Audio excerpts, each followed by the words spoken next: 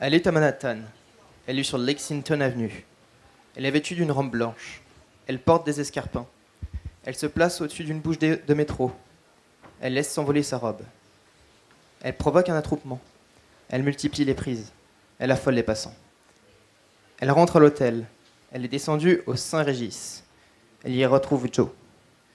Elle passe une très mauvaise nuit. Elle est de retour sur le plateau. Elle est couverte d'ecchymoses. Elle achève le film. Elle rentre à Los Angeles.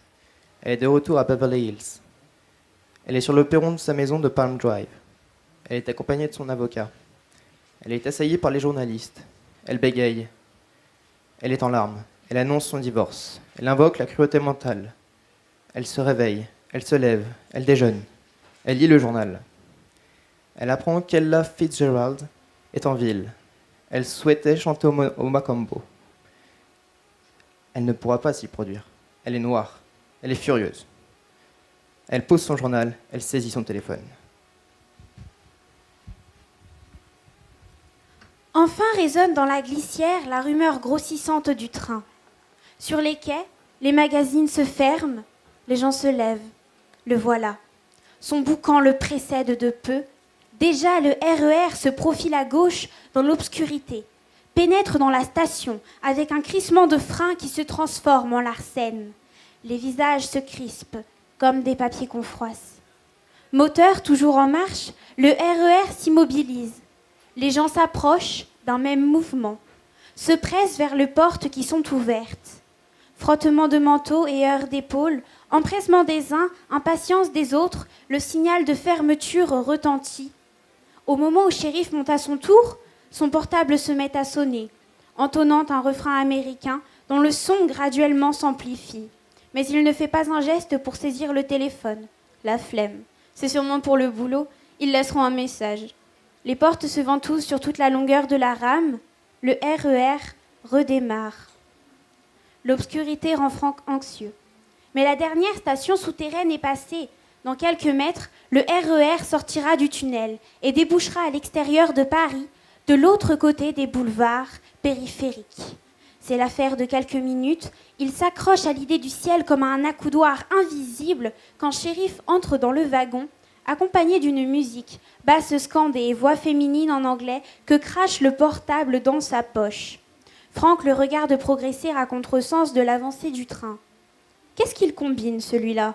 C'est le genre à tirer sur la sonnette d'alarme, juste pour emmerder le monde, à briser une vitre si sa copine ne répond pas au téléphone, un nerveux qui part au quart de tour, ça se voit, ça dégaine, à la nonchalance narquoise dans la lenteur des pas de celui qui se sent à l'aise et le montre. Jeune de cité, quartier verticaux, ni à délinquant. Franck maugrait intérieurement quand le RER sort soudain de terre.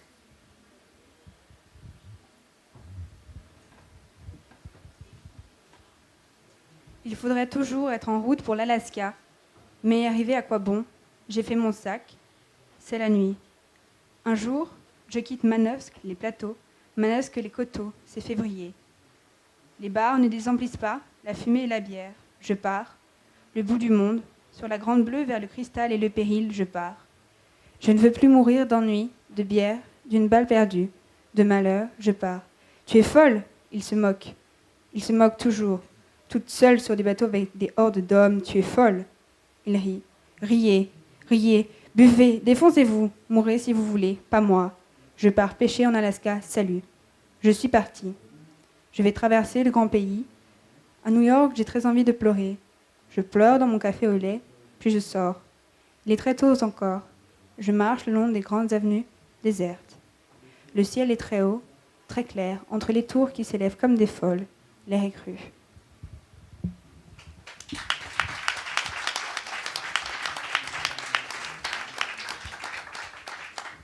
Bonjour à tous. Donc aujourd'hui, nous sommes en présence de Catherine Poulain, auteure du Grand Marin, de Anne-James Chatton, qui a écrit Elle regarde passer les gens, et de Anne Colongue, auteure de Ce qui nous sépare. Nous sommes réunis autour de l'idée de porter un regard. Donc, Anne-James Chatton, vous êtes née en 1971 à Besançon. Vous êtes un écrivain français et performeur. Donc, pour ceux qui ne savent pas, Performer, c'est une présentation de l'œuvre avec des éléments visuels et audio réalisés par l'artiste. C'est bien ça ? Oui, ça peut être ça. Il y a d'autres formes, mais ça peut l'être. Vous avez dirigé plusieurs revues, mais vous avez aussi travaillé beaucoup avec le milieu du spectacle, notamment avec un groupe de free rock hollandais, The X, avec qui vous avez publié un album, il me semble. Oui. Elle regarde passer les gens est votre premier roman. Par le biais de votre roman, vous nous racontez la vie de plusieurs femmes célèbres du XXe siècle. Mais votre roman contient d'autres surprises, notamment le fait que toutes vos phrases commencent par le pronom personnel « elle ».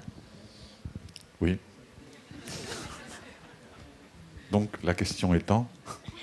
D'abord, on vous C'était une présente. Hormis l'effet de surprise... Ah bon, il n'y a pas de question. Donc, Anne Colongue, vous êtes née en 1985.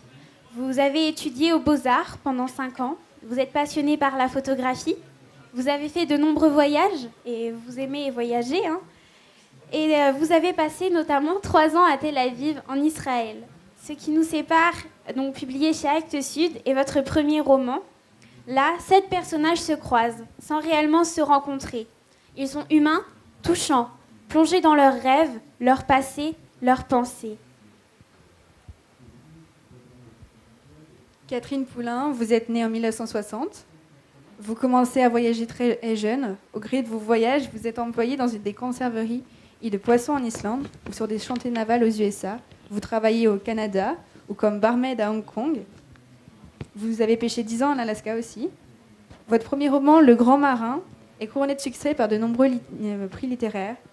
C'est l'histoire d'une femme forte, téméraire, qui décide de partir pêcher en Alaska dans un monde exclusivement masculin quand même. Donc, Anne-James Chaton, dans votre roman, vous parlez de femmes icônes. Pourquoi ?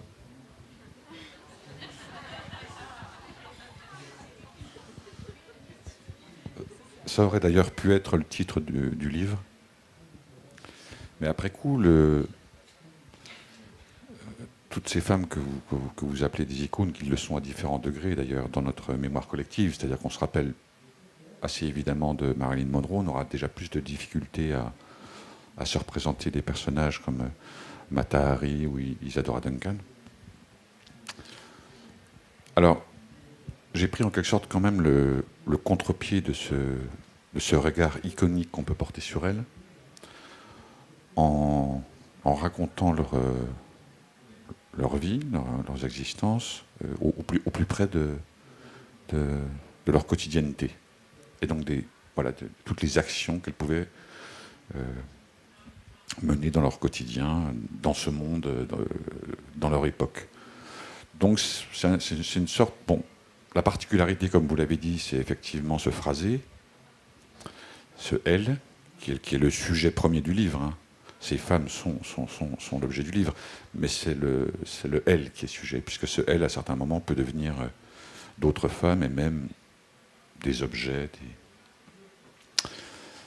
Et donc, le sujet de ce livre, c'est cette histoire du XXe siècle au travers du quotidien partagé de ces 13 figures majeures. Bon, il y en a beaucoup d'autres, il m'a fallu faire des choix quand même. Mais c'est une autre histoire du XXe siècle, au plus près de la vie de l'ensemble de ces 13 femmes, qui, je le précise, n'en constituent qu'une seule dans le roman. C'est-à-dire que ces femmes ne sont jamais nommées, et on passera de l'une à l'autre sans que la prose les distingue. Donc c'est une seule héroïne qui va traverser l'ensemble du siècle. Je vous remercie. Pour continuer sur les thèmes des livres, donc Anne Colongue, votre ouvrage montre des personnages qui sont souvent mélancoliques, qui sont souvent déçus par leur vie, par leur quotidien.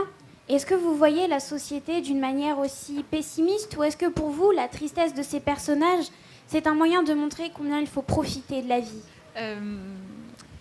Alors non, je ne pense pas que ce soit ma vision des gens et de la société aujourd'hui. Par contre, c'est quand même quelque chose que j'ai perçu ainsi à un moment de ma vie, qui est mon enfance et mon adolescence, où tout ce qui m'entourait, les personnes qui m'entouraient me semblaient pas du tout épanouies, et assez graves et lourdes, et il y avait un manque de légèreté, et quelque chose me semble était très grave et terrible et triste.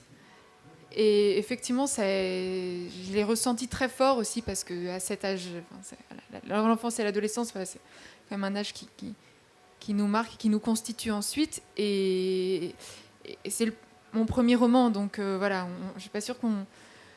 Voilà, dans le premier, il y a des choses qu'on choisit, mais il y a des choses aussi qui nous tombent dessus. Et j'avais besoin effectivement d'exprimer, je pense, ce que j'avais ressenti, cet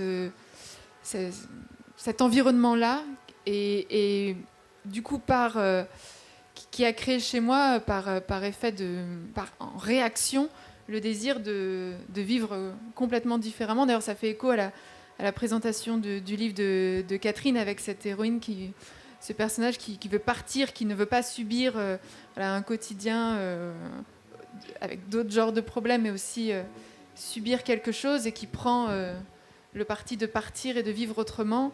Et effectivement, par le livre, j'essaye aussi de créer, de faire ressentir ce sursaut pour le lecteur, que lui aussi se rende compte qu'on n'est pas obligé de subir les choses ainsi.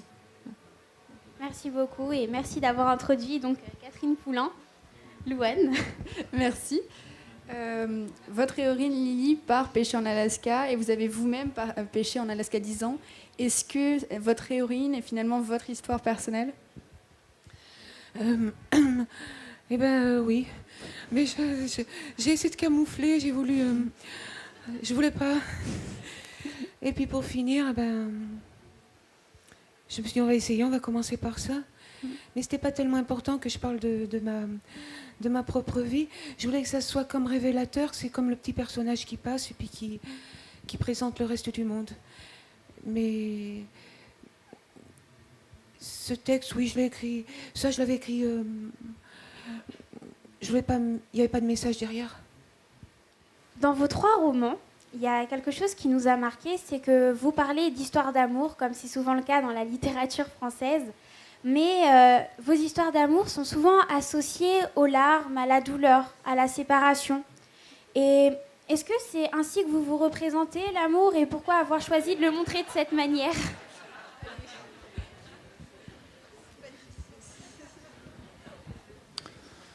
À vrai dire, moi, je ne l'ai pas choisi. Ça s'est imposé. Le thème déjà de l'amour s'est imposé à moi du fait de la vie de ces femmes. Puis, il est vrai que pour nombre d'entre elles, elles ont connu des amours turbulents. C'est vrai qu'elles ont des histoires assez incroyables. Oui.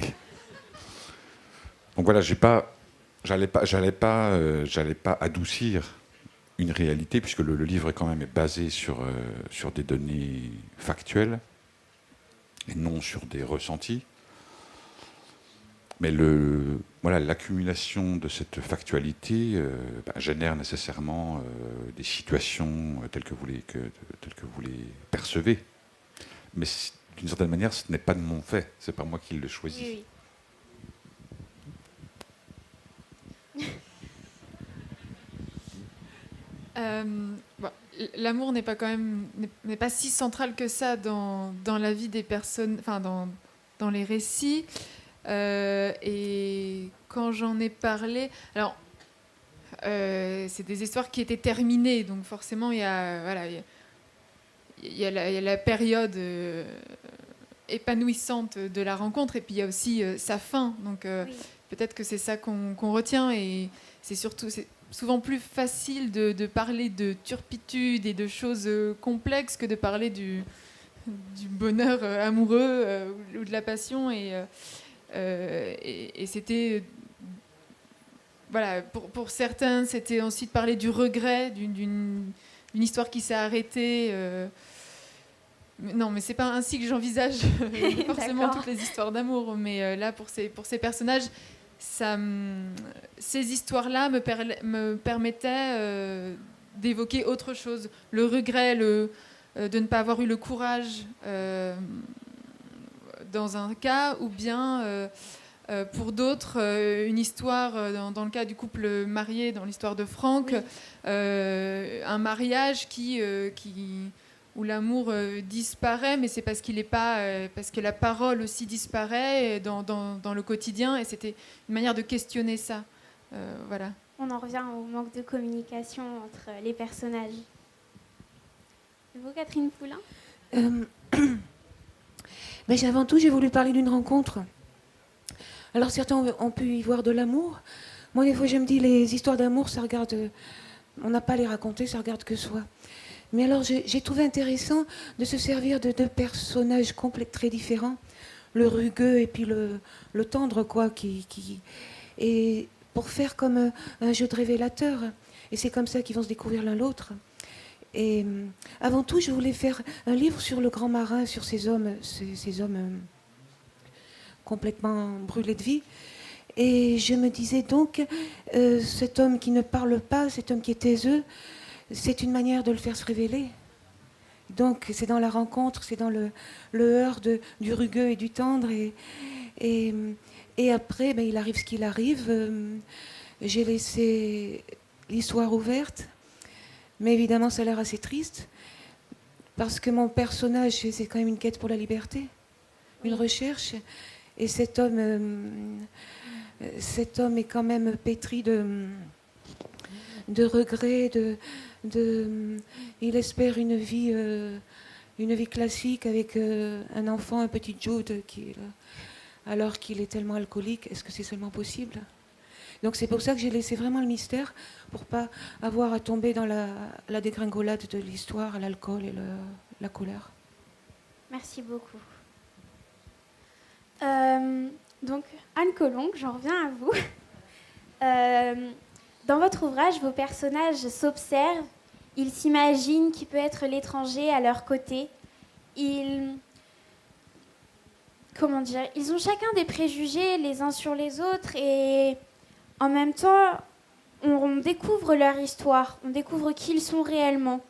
Et la question que ça m'a soulevée, c'est est-ce que l'image que l'on a des autres, ça ne révèle pas un peu qui on est soi-même au fond?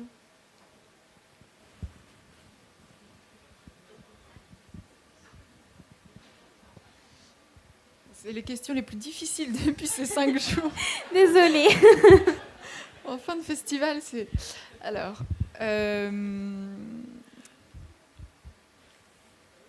Oui, oui, d'une certaine manière, effectivement, ce que l'on projette sur l'autre peut révéler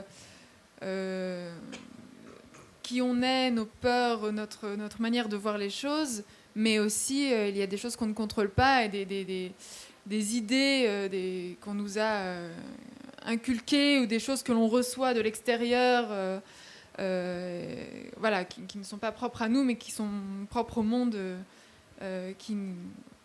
voilà. Et c'est vrai que la question du regard, là, cette question, elle est effectivement centrale, et que tout le livre cherche à être une modification de ce regard, et que même s'il n'y a pas de... Le regard, c'est déjà de la parole, quelque part, et le regard qu'on porte sur les autres, mais aussi le regard que les autres portent sur nous, peut définir notre rapport au monde. Si ce qu'on nous renvoie est bienveillant ou hostile, ça peut avoir de réelles répercussions. Donc voilà, c'est vrai que cette question du regard est tout à fait centrale dans tout le livre. Merci. C'est une question difficile, mais vous avez répondu super. C'était génial. Yoann ?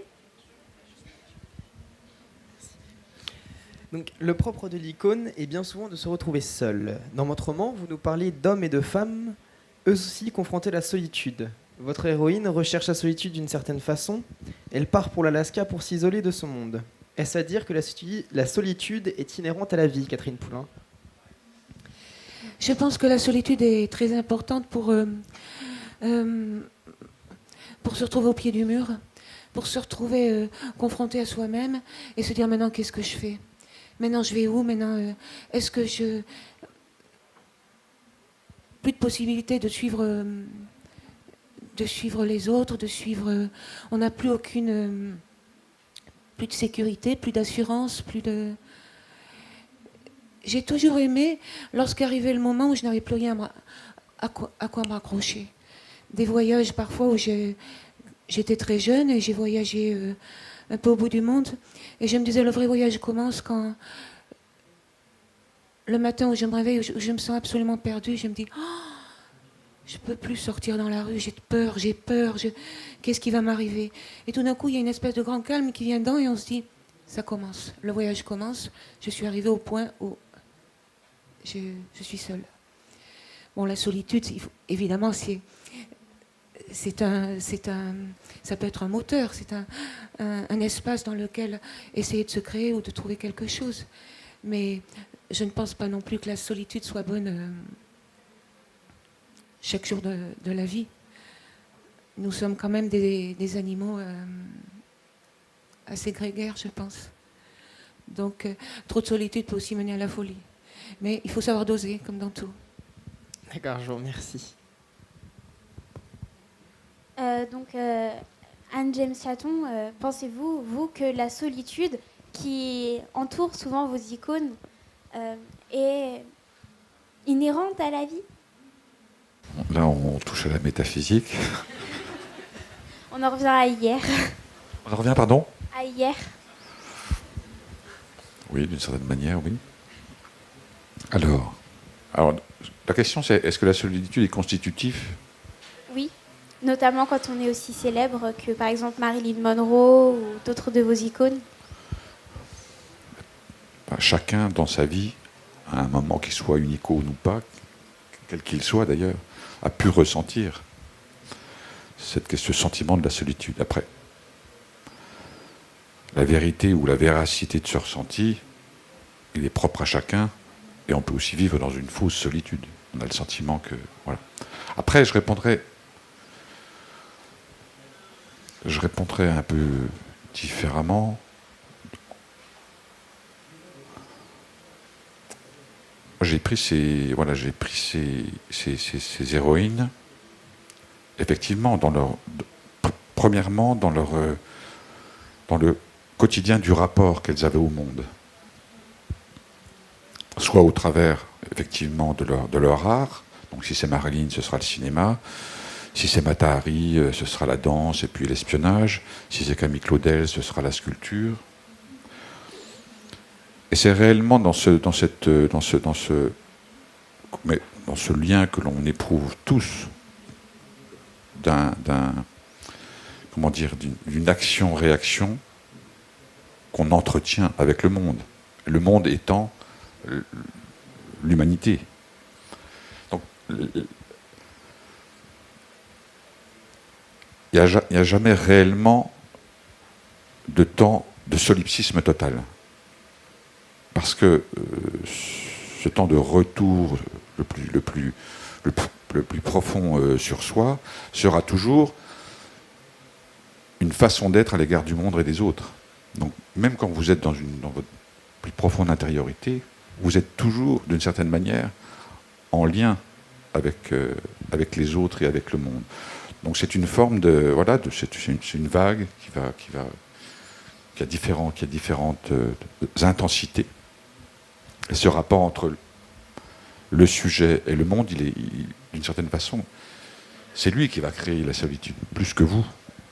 Et ça se vérifie pour chacune de ces existences, de celles qui sont dans le livre, je crois. Merci. Vous, Anne Colomb, vos personnages sont seuls d'une certaine manière, puisque dans le RER, ils se regardent, mais ils ne se parlent jamais. On a notamment Liad qui n'ose pas approcher la jolie fille qu'il regarde parce qu'il a peur de ne pas pouvoir la comprendre. Et pourquoi avez-vous choisi de ne pas les faire communiquer, de les laisser seuls dans leur bulle, dans leurs pensées? Alors d'une part parce que c'est ce qui arrive le plus souvent dans le réel, quand on monte dans un train, dans un bus, dans un avion, et qu'ensuite on en ressort, on n'a pas a priori... rarement, en tout cas, on s'est mis à discuter avec son voisin, ça peut arriver, mais bon, dans 90% des cas, ça n'arrive pas. Donc c'était voilà, une manière assez de rester assez réaliste. Et il me semblait que ça serait complètement artificiel de faire advenir un événement, quelque chose qui tout d'un coup fasse qu'ils se mettent à communiquer, bien que, bien sûr, je savais en mettant cet inconnu dans un lieu pour un temps donné que l'attente du lecteur allait être celle-ci au départ, parce que voilà, ce sont des scénarios auxquels on est habitué dans le cinéma. Voilà. Cet inconnu, le récit, l'histoire commence, on se dit qu'il va se passer quelque chose, et donc de la rencontre. Mais alors, je voulais quand même qu'il y ait une rencontre. Et en fait, le défi pour moi, c'était que cette rencontre se fasse par le texte, que ça soit... oui, que la rencontre... que le lecteur ait quand même la sensation qu'ils aient été pendant ce temps ensemble, liés, mais que c'était pas par un événement extérieur, une péripétie, voilà, que cela arriverait, mais que c'était à moi de réussir à créer ça, à créer cette sensation. Et c'est vraiment, ça a été mon défi littéraire avec ce texte, c'était de créer ces liens, cette circulation, cette sensation d'être ensemble, ces regards, voilà, avec le texte. Et là, il y a effectivement quelque chose qui se rejoint avec le projet du livre de Anne Chaton, où voilà, ces 13 femmes, ces 13 dessins sont entremêlés parce que on passe de l'une à l'autre, d'une phrase à l'autre, d'un destin à l'autre. Donc à la fois on a ces spécificités, ces particularités, et puis quelque chose du commun qui circule de l'un à l'autre. Donc dans vos 3 romans, vous avez énormément travaillé l'écriture et... Enfin, ce sont vraiment des écritures très soignées. Donc, par exemple, vous, Catherine Poulain, vous construisez votre écriture sur des grandes phrases. Et en fait, elles sont très élégantes et ça crée un souffle. En fait, on est transporté et c'est romanesque. Et est-ce que, justement, de donner à votre histoire un tel souffle, ça vous a permis de vous dire que c'était une histoire autre que la vôtre, de prendre du recul par rapport à votre vie ? Eh bien... Ça, je ne sais pas. Je sais que lorsque le livre m'a été remis, lorsqu'il a été fini, j'étais à mes brebis, là, on me l'a fait passer. J'ai ouvert les pages et je me dis, c'est quoi cette drôle d'histoire, là? Ça court tout le temps? Ça s'arrête pas? C'est à bout de souffle? Et je me suis dit, bon, je le rouvrirai plus tard, parce que là, il faut que je m'habitue. Mais j'ai compris que donc ça devait être voulu, oui, que ce soit à bout de souffle, parce que c'est une course. C'est la course de tous ces hommes, c'est la course de cette Lily qui part aussi, c'est la course des poissons, c'est la course des... Enfin, tout court. Et donc... là, je crois que j'ai perdu le fil à force de courir. C'est pas grave. Et donc, en fait, vous donnez donc un souffle à votre roman, mais ça vous a permis de vous éloigner en fait de votre histoire, puisque vous ne la reconnaissiez presque plus au final. Oh, je pense de toute façon un livre, une fois qu'il est fini, puis que ce n'est plus notre manuscrit, et il nous appartient plus, donc c'est détaché de nous, donc ça fait peut-être cet effet à tout le monde, je sais pas, mais on dit c'est quoi cette drôle de chose là, que j'ai faite. Vous laissez vivre votre histoire. Oui, mais autrement prendre de la distance, je ne sais pas. Je sais que j'ai beaucoup aimé le rythme. Jouer avec le rythme, le relire, faire du bref pour lorsque c'est l'urgence, ça presse, c'est vraiment... il faut faire vite.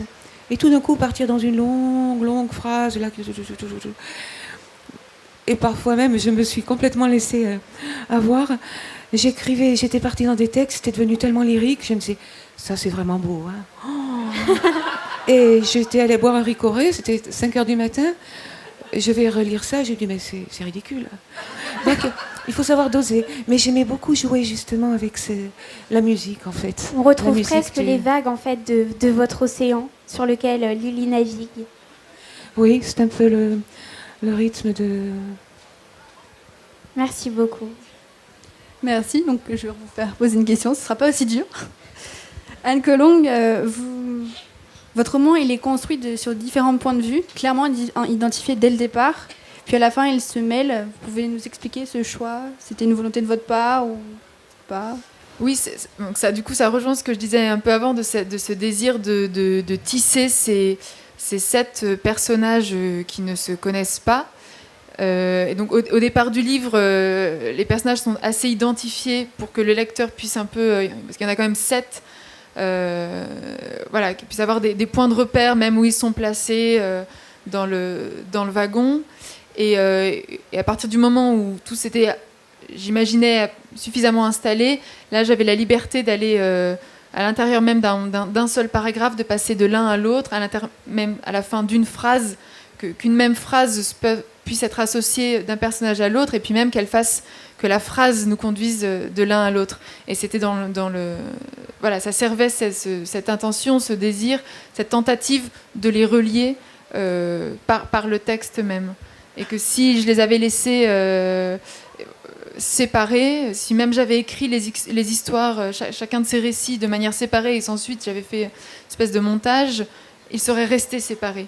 Et que, comme le but c'était quand même de les lier, de créer cette communauté éphémère, cette sensation du commun qui circule, c'était par le texte et en créant à l'intérieur d'un même paragraphe ou d'une même phrase. Voilà. Merci. Monsieur Chatton, vous passez d'un personnage à l'autre en imbriquant les histoires de vos personnages sur le principe du fondu enchaîné. Est-ce que vous vouliez vraiment créer cette sensation d'un et même personnage, ou ça s'est fait naturellement? Non, c'était une décision d'écriture dès le départ du livre. C'est-à-dire comment à la fois raconter ce siècle passé du point de vue du sujet féminin, donc des héroïnes elles-mêmes en question, mais aussi du sujet féminin dans la langue. C'est-à-dire quel est ce « elle » et comment ce « elle » peut rassembler à l'intérieur de lui-même, alors je le désigne au masculin, ce qui est assez étonnant en tant que sujet, mais bon, ça reste un « elle », comment ce « elle » peut rassembler à la fois toutes ces vies singulières, et puis toutes ces vies singulières, les unes imbriquées les unes dans les autres, de sorte que ce soit une seule vie qui vive tout ce siècle. Et puis aussi comment, dans la langue française, dans notre langue, qui nous réunit, comment tout événement, tout objet féminin pouvait devenir le sujet du livre aussi. Et donc c'est la raison pour laquelle, à la fois, effectivement, les héroïnes passent de l'une à l'autre sans être distinguées, elles glissent les unes dans les autres, dans leur vie. C'est pour ça, pour revenir sur votre question de l'amour, en définitive, sur tout le siècle, elles ont beaucoup d'aventures, puisque c'est la même femme à la fin. Mais on va pouvoir, à certains moments, ce sujet va pouvoir devenir également une maison, une voiture. C'est-à-dire, c'est d'essayer de raconter le monde du point de vue de ce seul sujet féminin, qui est finalement le vrai sujet du livre. Donc la langue est aussi le sujet du livre. Merci. Donc, il nous reste encore quelques instants.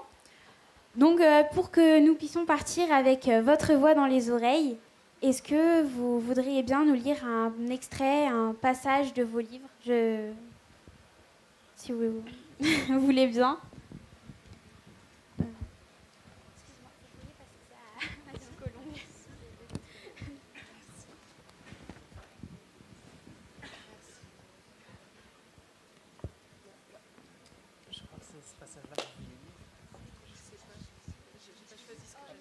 Non, allez-y, je lisais ce que...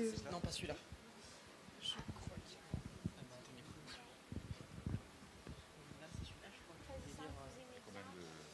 Quelque chose qui vous a marqué en écrivant?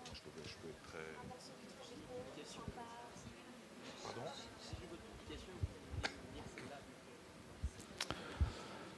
Alors je vais essayer, parce que je n'ai pas l'habitude de lire dans le livre.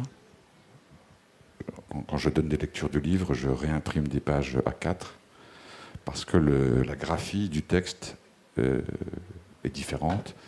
et ça introduit un autre degré de lisibilité. Donc j'essaye quand même. Même si c'est mon livre, j'ai du mal à le lire. Elle réserve une table au Mémoire Club. Elle dîne en compagnie de Clive et Nessa. Elle prête une oreille au poste de radio. Elle entend la voix de Hitler.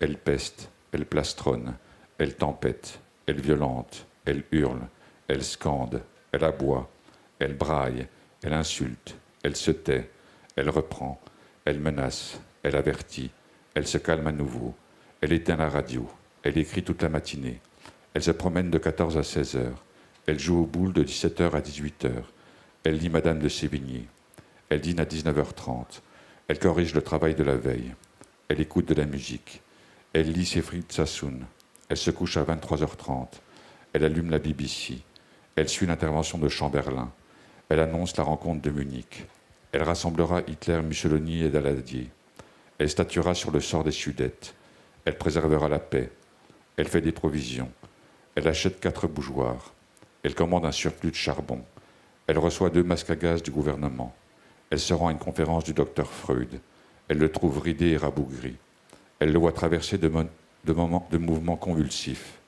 elle admire sa vivacité d'esprit, elle s'approche de lui, elle lui demande son opinion sur Adolf Hitler, elle engage la conversation avec sa fille, elle s'appelle Anna, elle a suivi l'enseignement de son père, elle a été analysée par lui.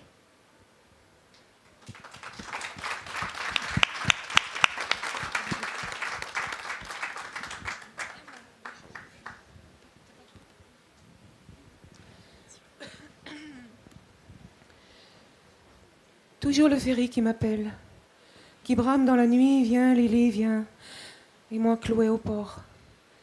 Les bateaux partent et reviennent. Le grand marin m'écrit d'Honolulu, viens Lily, viens, on va le faire enfin notre ice cream baby. Et moi lié au dock comme un bateau malade.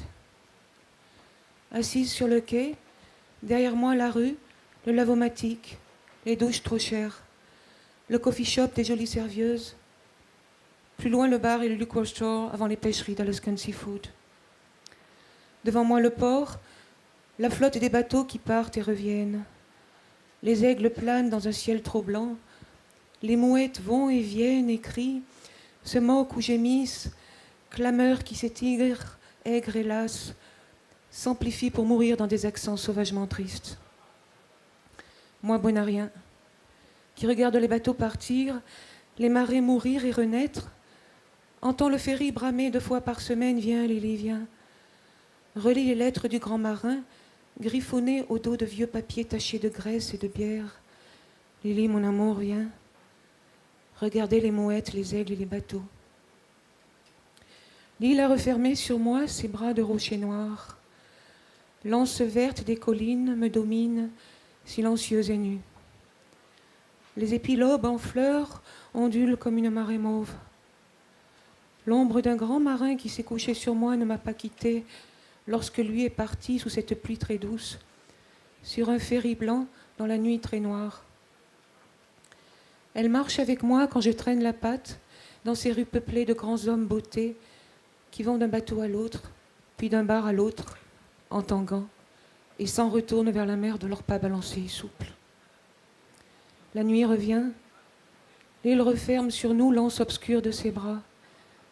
Je longe le quai désert, prends la dernière passerelle, c'est marée haute. Je suis le ponton jusqu'au Seiner bleu, le Lively June. L'odeur tant aimée du diesel et du ciré mouillé, de café, de confiture, je n'ai pas faim. Je m'allonge tout de suite sur ma couchette, contre le flanc de bois rugueux de la proue. Il fait noir. Je lève la tête. Les lumières du port dansent et font des ombres. Je vois un ciel très sombre et vaste à travers l'arrondi des vitres du château. J'écoute résonner des pas sur le ponton, des éclats de voix, le halètement doux de la marée montante contre la coque. C'est l'heure où l'Arnie quitte la rade, le moteur enfle puis décroît. Alors je sais que le remorqueur a franchi le goulet du port. Les yeux ouverts, immobiles, je soupire. Le ferry qui appelle dans la nuit. Le soir où il est parti, le grand marin, il a pleuré comme ça, le ferry. Le son lointain d'une corne qui appelait dans la brume. Triste et triste. Viens, Lily, viens. Est-ce que je repartirai un jour?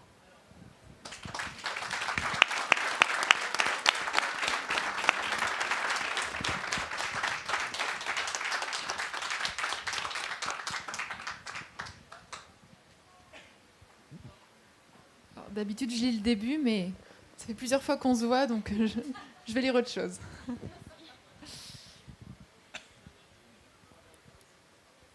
Gamine puis adolescente, on l'appelait Cigarette, à cause de sa taille, grande et maigre, et parce que ses vêtements sentaient toujours le tabac.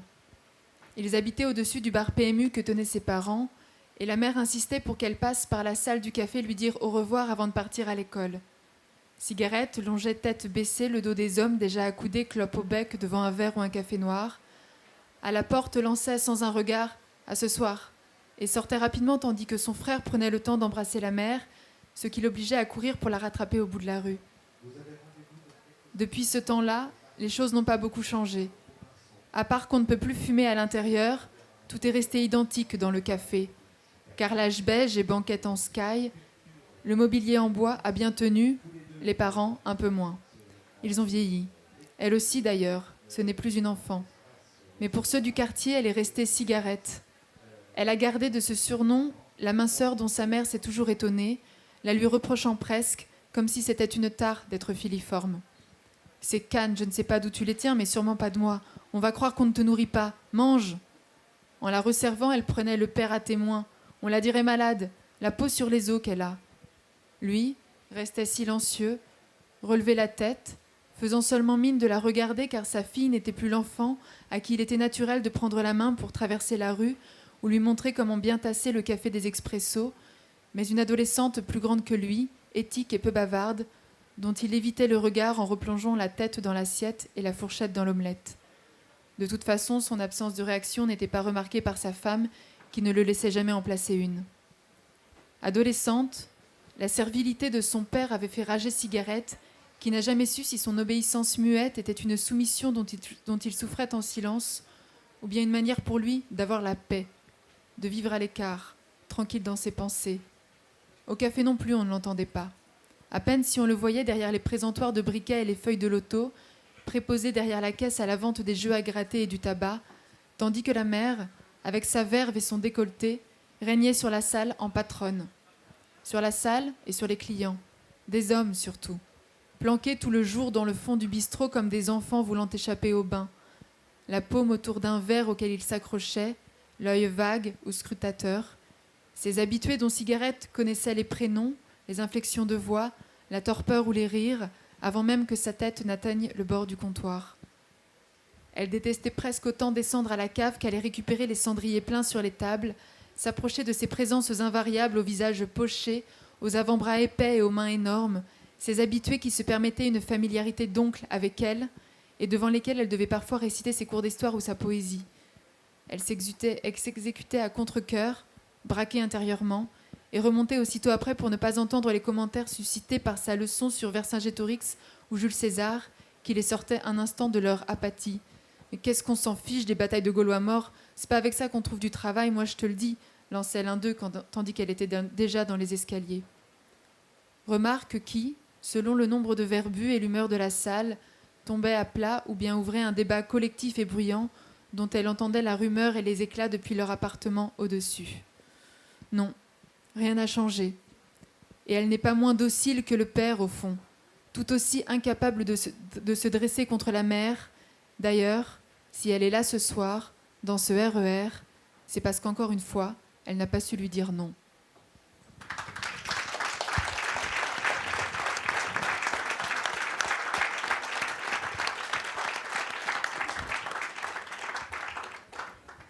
Merci beaucoup pour vos lectures à tous les trois.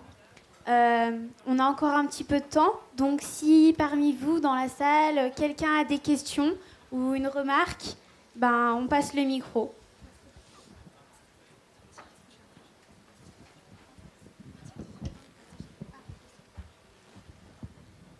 Aucune question?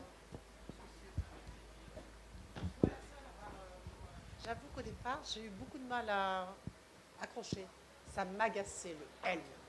Ça m'agaçait, j'avais envie de l'enlever, envie de le remplacer. Et puis, étonnamment, Le L, je l'ai enregistré. Il est devenu familier et il ne m'a plus quitté. Voilà. Mais c'était extrêmement désagréable au départ. Je l'ai fermé, j'ai rouvert, j'ai refermé, j'ai rouvert. Et comme je suis opiniâtre, je suis allée jusqu'au bout. Merci. Merci. Autre question?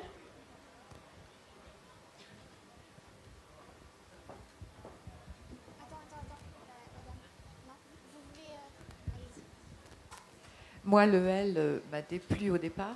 Enfin, non, parce que ça commence quand même par Camille Claudel, alors j'ai bien aimé. À partir du moment où je me suis posé des questions sur la personnalité du L, ça m'a énervée jusqu'à ce que je sache qui était le L. Et puis après, j'en ai fait abstraction. Et je me suis dit L. Voilà. Oui. Je n'avais pas anticipé ça dans l'écriture de livre. Parce que moi, étant dans mon rythme d'écriture, ce que je n'avais pas anticipé, c'était qu'il y aurait d'une certaine manière un travail de la part de certains lecteurs de retour en arrière. C'est pour ça que j'avais décidé que la première phrase du livre serait le titre du livre, dans cette idée que ce L allait commencer dès la couverture pour s'achever à la dernière page, et qu'il n'y aurait pas d'arrêt. Mais le texte lui-même génère de fait un certain nombre d'arrêts qui peuvent rompre cet effet de vitesse que donne le phrasé et le sujet unique. Ça, je ne l'avais pas anticipé auparavant. Après, c'est le lecteur qui réécrit le livre en le re-rythmant par sa lecture.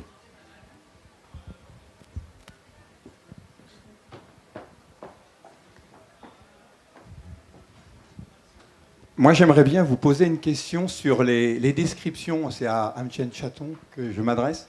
Sur les descriptions donc dans le roman.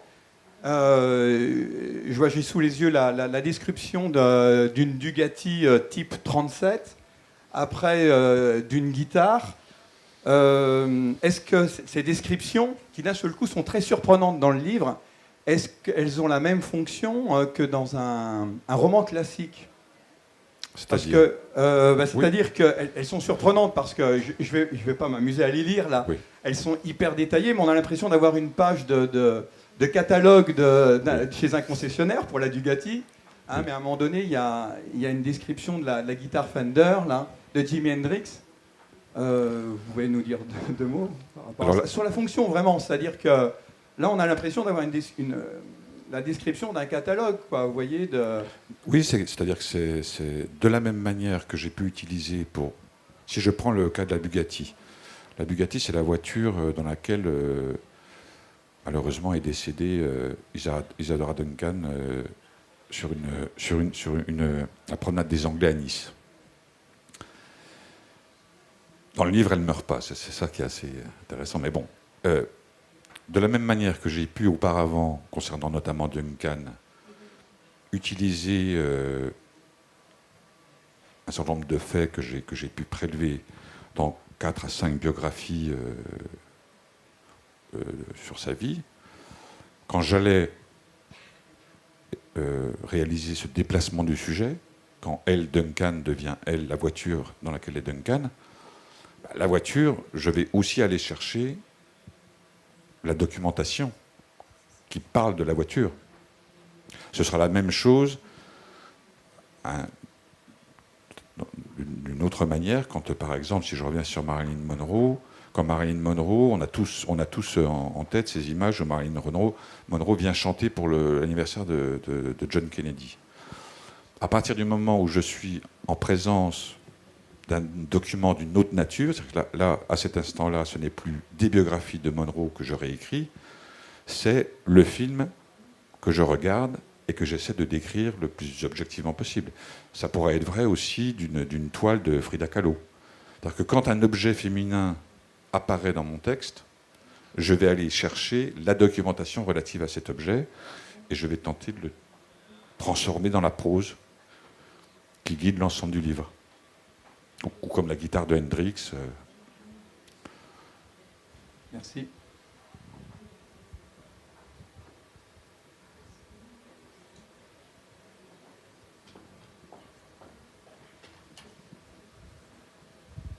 personne ne souhaite poser de questions? Pour le RER, on se laisse vraiment embarquer. On a envie de faire partie d'un des personnages. On a envie de monter dans ce train. Et on a envie de gratter un peu les personnes. Ce que vous faites, d'ailleurs, par le regard. Mais moi, j'ai beaucoup aimé. Et je trouvais que la fin était très dure. Très, très dure. J'avais un autre espoir. Alors peut-être que j'aurai une façon de finir dans ma tête le livre autrement, puisque ce RER existe encore. Et que, encore aujourd'hui, des gens montent dedans. Merci beaucoup à tous pour être restés, pour avoir écouté, pour vos questions, votre intérêt. Merci à vous déjà d'avoir écrit ces livres, parce que sans vous, ça aurait été compliqué de faire un café littéraire.